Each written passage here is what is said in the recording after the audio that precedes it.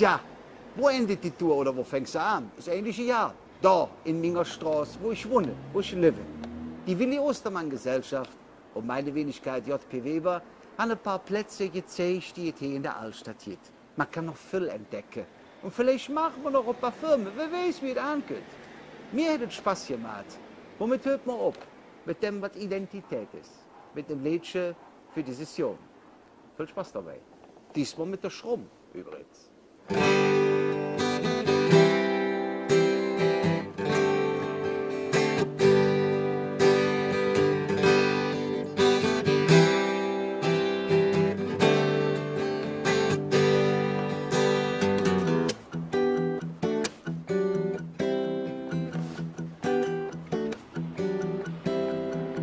Vielleicht ist es relevant, nicht für immer System.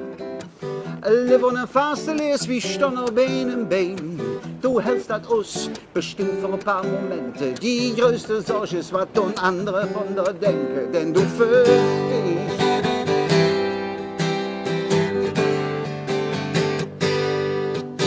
Und ich fühl mich.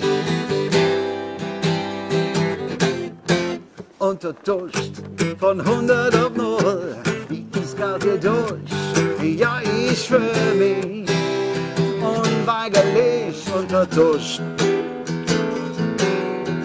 Und wenn du kein Nacht zu Hust bist und die Herz schlägt am Tag von der Thron, Dinge alltag nicht wie siehst und du weißt genau warum. Untertuscht, untertuscht. Untertuscht.